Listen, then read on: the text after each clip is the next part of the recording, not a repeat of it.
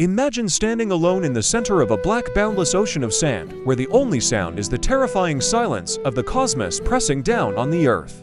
The sky above you is not a blanket, but a vault of piercing white stars that look down with cold indifference upon a land that time seems to have forgotten. This is the Arabian Peninsula, in the 6th century, a world of extremes where the sun is a hammer that shatters the stones by day, and the night is a cloak of secrets where spirits and jinn whisper in the wind. But the true danger here is not the heat, or the thirst, or the spirits. It is man, for in this unforgiving crucible, known as the Jahiliyyah, or the Age of Ignorance, life is cheap, honor is everything, and blood is the only ink that writes history. To understand the explosive revolution that is about to come, you must first walk through this valley of the shadow of death, a place where there is no central government, no police, no courts, and no king to save you. There is only the tribe, the heavy, suffocating, yet protective embrace of your kinsmen, for in this world, a man without a tribe is a man dead. He is as vulnerable as a lamb in a den of wolves. The social fabric of pre-Islamic Arabia was woven from the rough wool of the desert and dyed in the crimson of constant warfare. The primary unit of survival was the clan, and loyalty to it was called asabiyyah, a fierce, blinding solidarity that demanded you support your brother whether he was right or wrong, whether he was the oppressor or the oppressed. This loyalty was the only shield against the chaos, because the desert was a theater of perpetual war. The gas, or the raid, was not just a military tactic, it was an economic necessity and a sport of kings. Young men would mount their horses and camels, thundering across the dunes to steal the livestock of rival tribes, to capture women to prove their manhood, and to seize the resources that the parched earth refused to give. But every raid birthed a retaliation, a never-ending cycle of violence where a single killing could spark a blood feud that would rage for decades, consuming generations in a fire of vengeance where grandfathers, fathers, and sons would die for an insult spoken 40 years prior. This was a society governed by the law of retaliation, an eye for an eye, a life for a life, where the balance of power was maintained only by the threat of mutual destruction. Yet, paradoxically, within this brutal landscape of sword and sand, there flourished a code of hospitality so extreme it baffles the modern mind. A Bedouin would slaughter his last camel, his only means of transport and milk, to feed a stranger who stumbled upon his tent, for to turn a guest away was a shame worse than death, a stain on the honor that could never be washed away. This duality of extreme violence and extreme generosity defined the Arab soul, a tension between the savagery of survival and the nobility of the human spirit.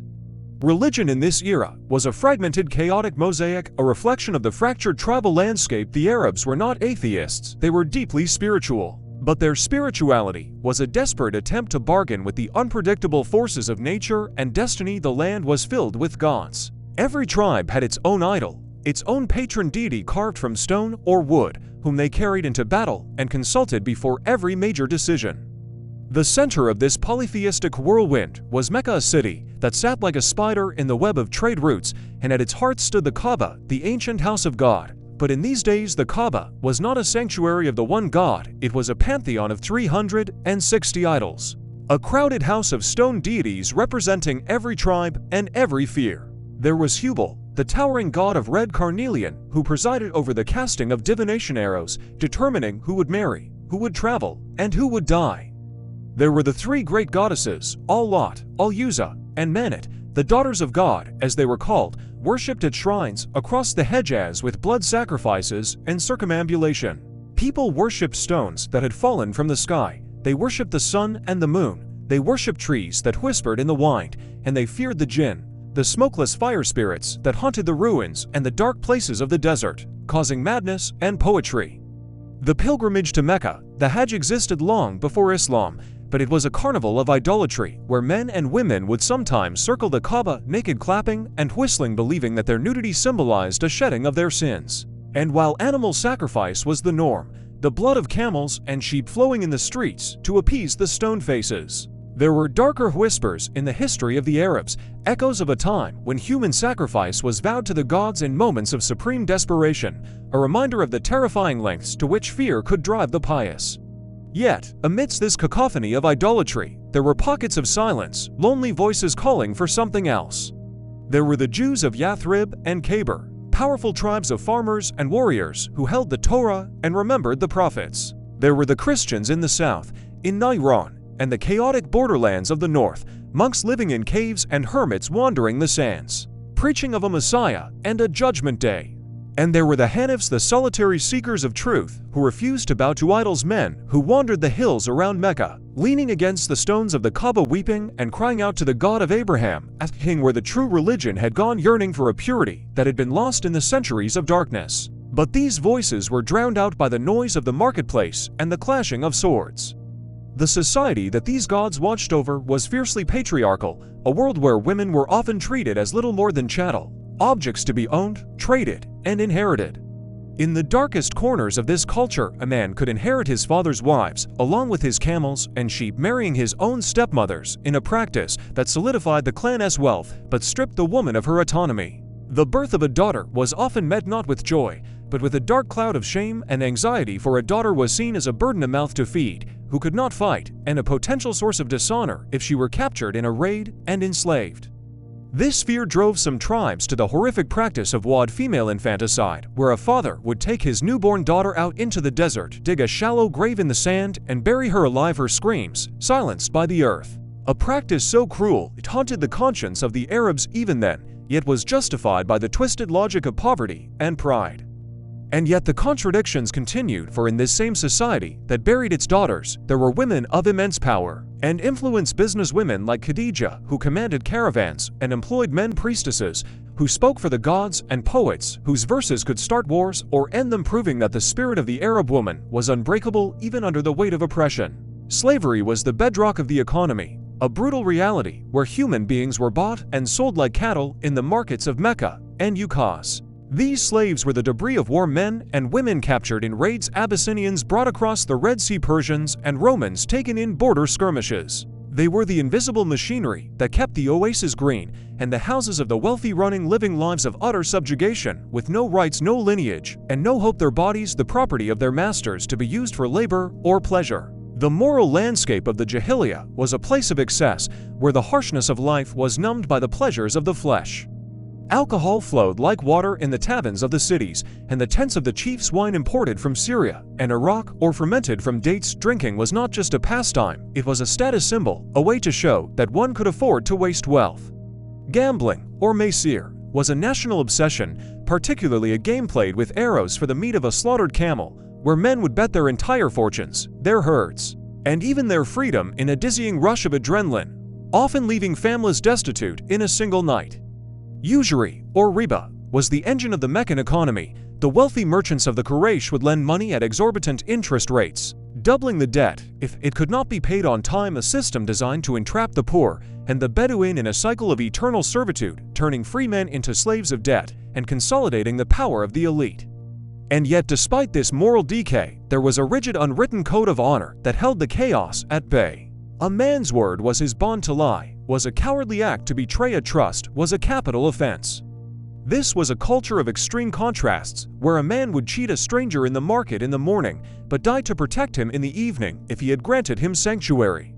The economy that fueled this society was driven by the camel, the ship of the desert, and the great caravan routes that crisscrossed the peninsula like arteries. Mecca was the beating heart of this system, a city of merchants who had mastered the art of the deal, brokering spices from Yemen, silks from China, and gold from Africa to the hungry markets of the Byzantine and Persian empires. These merchants were the true kings of Arabia, savvy, ruthless, and cosmopolitan. They traveled the world, dining in the courts of Damascus and Ctesiphon, bringing back not just wealth, but ideas, stories, and the realization that their isolated peninsula was squeezed between two titanic superpowers. The Byzantines in the west and the Sassanid Persians in the east were the giants of the age, constantly at war, using the Arab tribes on their borders as proxies, mercenaries, and buffer states. The Arabs watched these empires with a mixture of envy and disdain, admiring their wealth and organization, but despising their subservience to kings and taxes, for the Arab valued his freedom above all else, bowing to no man but his chief, and even then only as long as the chief commanded respect. But the true soul of the Arabs, the archive of their history, and the keeper of their identity, was not found in their temples or their markets, but on their tongues. This was a culture of the spoken word, where poetry was magic, a power that could elevate a tribe to the stars or bury it in the dust of shame. The poet was the ultimate influencer, the journalist, the historian, and the propagandist rolled into one. At the great market of Ukaz, a cultural fair held during the holy months, Poets would gather to compete in battles of verse that were as fierce as any sword fight. They would stand before the crowds and recite odes of breathtaking beauty and complexity, the qasidas describing the ruins of a lover's campsite, the grueling journey across the desert, the speed of their camels, and the glory of their lineage. The greatest of these poems, the mu'allaqat, the suspended ones, were said to have been written in gold letters and hung on the curtains of the Kaaba, the highest honor an Arab could achieve. These poems shaped the collective memory. They defined what it meant to be a hero, what it meant to love, and what it meant to die well. They preserved the genealogy of the tribes, ensuring that no man forgot who his ancestors were, for in a land without written records, memory was the only immortality. Through poetry, the Arabs processed their trauma, celebrated their triumphs, and reinforced the values of bravery, generosity, and stoicism that allowed them to survive in one of the harshest environments on earth. And so, as the 6th century drew to a close, the Arabian Peninsula stood on the precipice of history, a land of immense potential and immense tragedy, a powder keg of pent-up energy waiting for a spark. It was a world where the thundering of hooves and the clashing of steel were the background music of daily life, where the smoke of animal sacrifices mingled with the perfume of frankincense, where the cries of buried daughters were drowned out by the cheers of the gambling halls, and where the yearning for the one God was buried under a mountain of stone idols. The rich were getting richer, the poor were being crushed, the tribes were locked in endless cycles of death, and the great empires on the horizon were exhausted by their own wars. The stage was perfectly set, the actors were in place, and the tension was unbearable. The world was holding its breath, sensing that something was about to break, that the old ways could no longer sustain the soul of this people, that the darkness of the Jahiliyyah was not just a night, but the darkness before the dawn, a deep impenetrable shadow that was preparing the earth for a light so blinding, so transformative, that it would sweep away the idols, silence the feuds, and unite these scattered, warring tribes into a force that would shatter the empires of the world and change the course of human history forever.